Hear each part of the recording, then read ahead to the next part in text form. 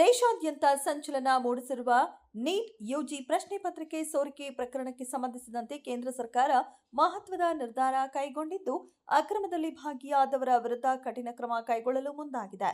ಪ್ರಕರಣದ ಹೊಣೆ ಹೊತ್ತು ಕೇಂದ್ರ ಶಿಕ್ಷಣ ಸಚಿವ ಧರ್ಮೇಂದ್ರ ಪ್ರಧಾನ್ ಅವರು ರಾಜೀನಾಮೆ ನೀಡಬೇಕೆಂದು ಆಗ್ರಹಿಸಿ ವಿದ್ಯಾರ್ಥಿಗಳು ಮತ್ತು ಸಿಜೆಪಿ ನಡೆಸುತ್ತಿರುವ ಪ್ರತಿಭಟನೆ ತೀವ್ರ ಸ್ವರೂಪ ಪಡೆದುಕೊಂಡಿದೆ.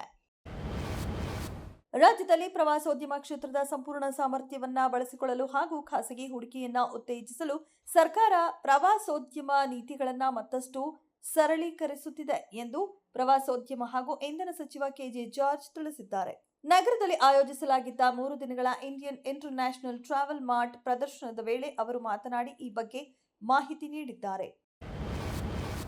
ನೀಟ್ ಪ್ರಶ್ನೆ ಪತ್ರಿಕೆ ಸೋರಿಕೆ ವಿರುದ್ಧ ವಿದ್ಯಾರ್ಥಿಗಳ ಪ್ರತಿಭಟನೆ ಸಂಬಂಧ ವಿಧಾನ ಪರಿಷತ್ ಬಿಜೆಪಿ ಸದಸ್ಯ ಸಿಟಿ ರವಿ ವಿವಾದಾತ್ಮಕ ಹೇಳಿಕೆ ನೀಡಿದ್ದಾರೆ.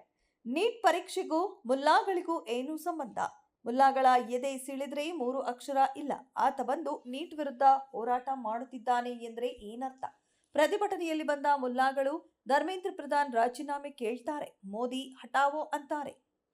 ಸಿಎಎಗೂ ಎನ್ಆರ್ಸಿಗೂ ನೀಟ್ ಪರೀಕ್ಷೆ ಪತ್ರಿಕೆ ಸೋರಿಕೆಗೂ ಏನ್ ಸಂಬಂಧ? ಭಾರತವನ್ನ ತುಂಡರಿಸಬೇಕು ಎಂದು ಹೇಳಿದ ತುಕಡೆ ಗ್ಯಾಂಗ್ಗಳು ಪ್ರತಿಭಟನೆಯಲ್ಲಿ ಭಾಗಿಯಾಗಿದ್ದವು ಎಂದವರು ಹೇಳಿದ್ದಾರೆ.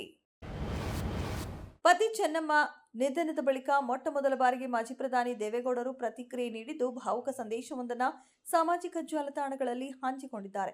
72 ವರ್ಷಗಳ ಸುದೀರ್ಘ ಕಾಲ ತಮ್ಮೊಂದಿಗೆ ಹೆಜ್ಜೆಗೆ ಹೆಜ್ಜೆ ಇರಿಸಿ ನಡೆದಿದ್ದ ಸಹಧರ್ಮಿಣಿ ಚೆನ್ನಮ್ಮ ಅವರು 2026 ಜುಲೈ 18ರಂದು ಶನಿವಾರ ಶಿವೈಕ್ಯರಾದರು. ಮನೆಯ ನಂದಾದೀಪ ನಂದಿ ಹೋದ ಕಷ್ಟಕರ ಸಂದರ್ಭದಲ್ಲಿ ನಮ್ಮ ದುಃಖದಲ್ಲಿ ಭಾಗಿಯಾಗಿ ಸಾಂತ್ವನದ ಚೈತನ್ಯಧಾರೆ ಎರೆದ ಸಮಸ್ತರಿಗೂ ಕೈ ಜೋಡಿಸಿ ಕೃತಜ್ಞತೆಗಳನ್ನು ಸಮರ್ಪಿಸುತ್ತೇನೆ ಎಂದವರು ತಿಳಿಸಿದ್ದಾರೆ.